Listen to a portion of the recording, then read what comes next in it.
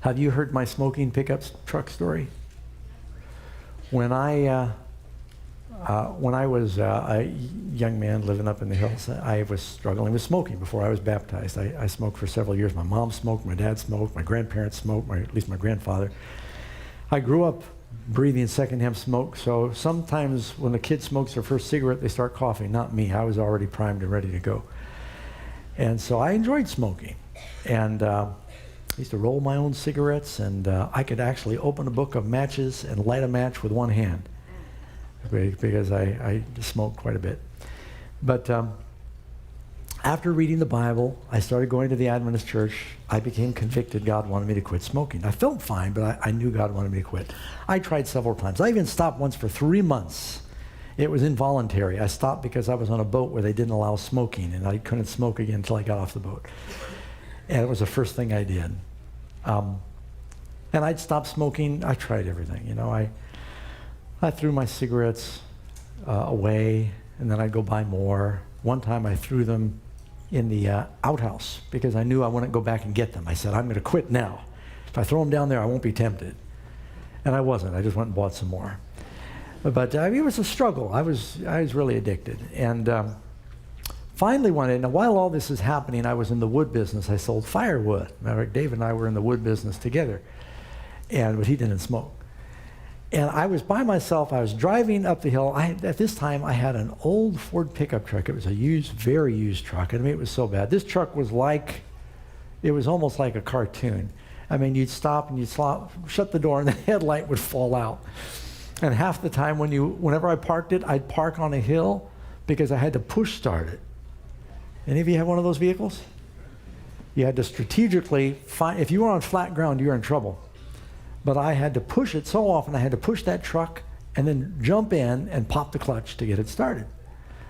Anyone remember those days? I mean, some of you have had to do that. This is how I had to start that truck every time. I couldn't afford the repairs, so.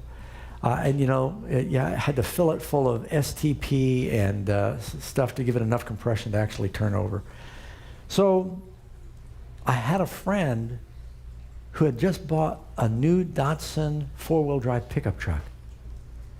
I thought, wow, that's just what I need. And I began to fantasize. This is back when they were Datsuns, before it was Nissan, so you know how far back this goes.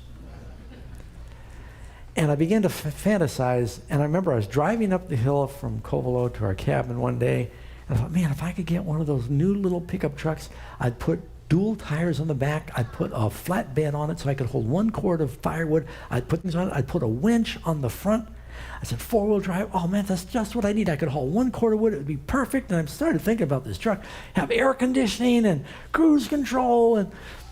And while I'm thinking about the truck, I was just coveting in my heart. And I blurted something out, and I said, Lord, if you'd give me a truck like that, I'd quit smoking. And I almost instantly heard this voice. I'm sure it wasn't audible, but in my head, it just was very loud. It said, so you're telling me, Doug, you'd quit smoking if I give you a truck, but if I give my son to die for your sins, that won't be enough. I thought, oh. I said, here, you know, I'm telling him, making a deal. I said, I'll turn from my sin if you give me a pickup. But if you sacrifice your son, that's not enough. And so I threw away my cigarettes. I never smoked again. Now here's the rest of the story. 10 years later, I went to Sacramento with our son Micah, and we shopped, because Sacramento is 4 miles away. There's no car dealerships in Covelo. And I shopped around to find a pickup truck. And after shopping all day long, looking at all these different trucks, finally, we actually signed at like midnight. The deal was done, and I'm driving home. And as I'm driving home, I'm looking at my truck, and I'm going, what do you know? This is a Nissan 4-wheel drive pickup truck, got a winch. It's even got power windows and air conditioner and cruise control. So this is the truck that I prayed for 10 years ago. I'd totally forgotten that. I said, Lord, you gave me my truck. And then I said, Lord, why'd you wait so long? And I heard another little voice. It said, Doug, I didn't buy the truck. You bought the truck with the money you saved from smoking. It took 10 years. You want to hear the rest of the story? That was in 1987. That truck is still running 32 years later, and it's on the property today. Isn't that amazing?